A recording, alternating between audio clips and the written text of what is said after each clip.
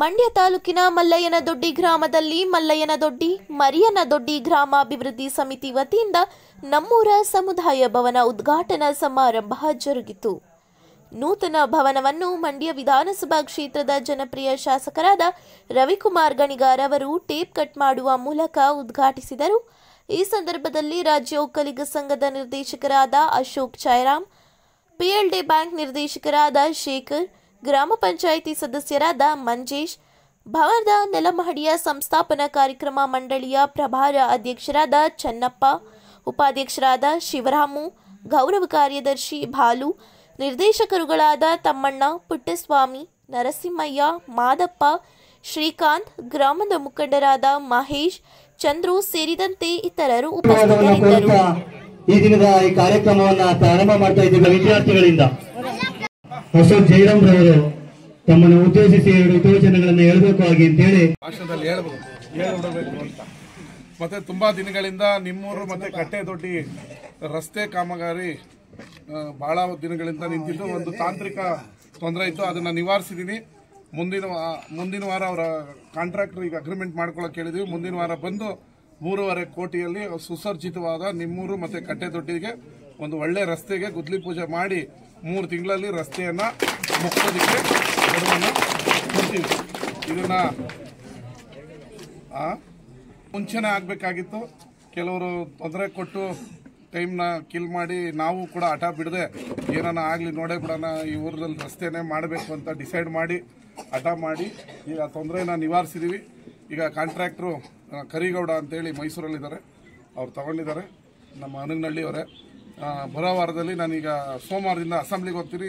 ನಿಮ್ಮೂರ ಪಕ್ಕದಲ್ಲಿ ಕನ್ನಡ ಸಾಹಿತ್ಯ ಸಮ್ಮೇಳನ ನಡೆಯೋದ್ರಿಂದ ನಾನು 4 ದಿನ ಮಾತ್ರ ಅಸೆಂಬ್ಲಿ ಅಟೆಂಡ್ ಮಾಡಿ ವಾಪಸ್ ಬರೋದ್ರಿಂದ ಶನಿವಾರ ಸಾಹಿತ್ಯ ಸಮ್ಮೇಳನ ಮುಂಚೆನೇ ಪೂಜೆ ಮಾಡೋಣ ಅಂತ ಹೇಳಿ ಡಿಸೈಡ್ ಮಾಡ್ಕೊಂಡಿದ್ದೀವಿ. ಬರೋ ವಾರ ಪೂಜೆ ಮಾಡಿ ನಿಮ್ಗೆ ಒಳ್ಳೆ ಸುಸಜ್ಜಿತ ರಸ್ತೆಯನ್ನು ಕೊಡ್ತೀನಿ. 20 ವರ್ಷಗಳ ನಂತರ ಸಾಹಿತ್ಯ ಸಮ್ಮೇಳನ ನಡೀತಾ ಇದೆ.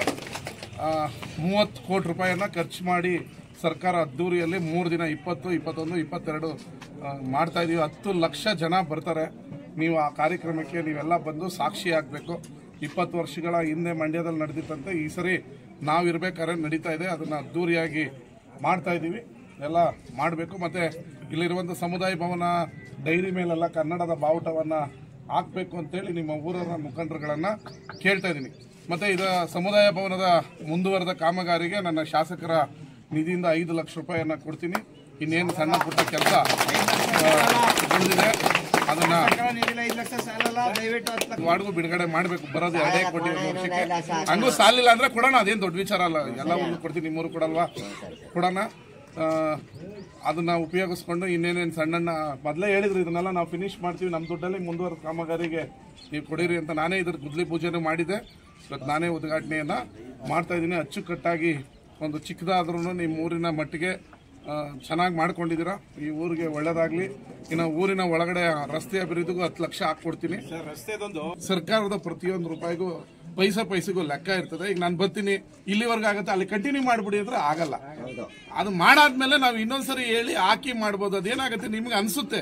ಈಗ ನಾನು ಇಲ್ಲಿವರೆಗೂ 400 ಕೋಟಿ ರೂಪಾಯಿನ 1.5 ವರ್ಷದಲ್ಲಿ ತಂದಿದ್ದೀನಿ. ತುಂಬರಲ್ವಾ ಯಾವ ಕ್ಯಾಮ್ರಾ ಇದು? ಸ್ವಲ್ಪ ಹಿಂದೆ ಬನ್ನಿ, ಸ್ವಲ್ಪ ಸರ್ ಸೈಡಿಂದ ಇದು ಮಾಡಿ. ಬನ್ನಿ, ಹತ್ರ ಬನ್ನಿ ಸರ್, ಎಲ್ಲ ಬನ್ನಿ. 1.5 ವರ್ಷದ ಹಿಂದ್ಗಡೆ ನಮ್ಮ ರಾಜ್ಯ ಒಕ್ಕಲಿಗರ ಸಂಘಕ್ಕೆ ಬಂದು ಒಂದು ಸಭೆಯ ಸಂದರ್ಭದಲ್ಲಿ ನಮ್ಮೂರಿನಲ್ಲಿ ಒಂದು ಸಮುದಾಯ ಭವನ ಮಾಡ್ತಾ ಇದೀವಿ. ಹೆಚ್ಚಾಗಿ ನಮ್ಮಲ್ಲಿ ಇರುವಂತವರು ಒಕ್ಕಲಿಗರು. ಅದರಿಂದ ಹೌದು, ಆದ್ರೂ ಕೂಡ ಊರು ಅಂದ್ಮೇಲೆ ಎಲ್ಲರ ಆಸ್ತಿ ಆಯ್ತಾ. ನಮಗೆ ಸಹಾಯ ಮಾಡಿ ಅಂತ ಹೇಳಿದಾಗ ನಿಜವಾಗ್ಲೂ ನಮಗೂ ಒಂದು ರೀತಿ ಅಸಹಾಯಕತೆ, ಒಂಥರ ಬೇಸರ. ಯಾಕೆ ಅಂತ ಹೇಳಿದ್ರೆ ನಮ್ದು ರಾಜ್ಯ ಒಕ್ಕಲಿಗರ ಸಂಘ ಆಗಿದ್ರು ಕೂಡ ನಮ್ಮ ಸಮುದಾಯದಲ್ಲಿ ಒಂದು ಅತ್ಯುನ್ನತ ಮಟ್ಟದಲ್ಲಿ ನಡೀತಾ ಇರುವಂತ ಒಂದು ಸಂಘ ಸಂಸ್ಥೆ ಆದ್ರೂ ಕೂಡ ನಾವು ಒಂದು 20-25 ವಿದ್ಯಾಸಂಸ್ಥೆಗಳನ್ನ ನಡೆಸಿ ಈ ಒಂದು ಸಂಘವನ್ನ ಕಟ್ಕೊಂಡು ಬರ್ತಾ ಇರುವಂತದ್ದು. ಬಹಳ ಕಷ್ಟದಿಂದ ನಮ್ಮ ಹಿರಿಯರು ಹಿಂದಿನ ನಿರ್ದೇಶಕರುಗಳು ಬಹಳ ಶ್ರಮದಿಂದ ತ್ಯಾಗದಿಂದ ಆ ಒಂದು ಸಂಘವನ್ನ ಕಟ್ಕೊಂಡು ಬಂದಿದ್ದಾರೆ.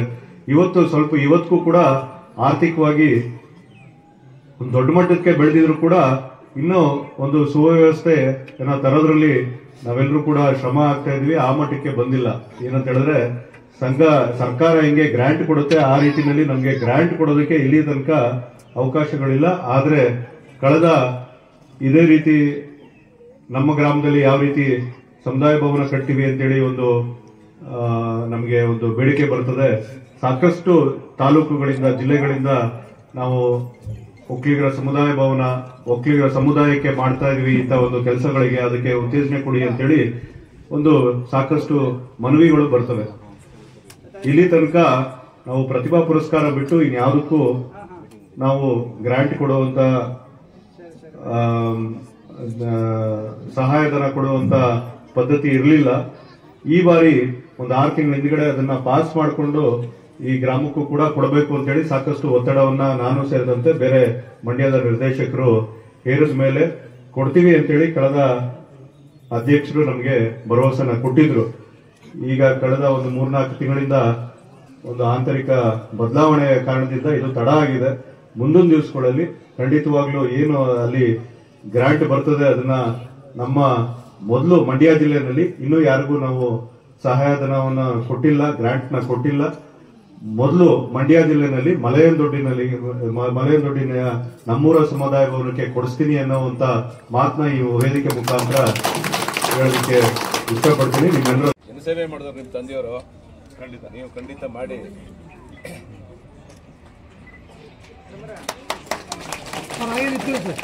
ಹಾಗೆ ನಿಂತ್ಕರ ಹಾಗೆ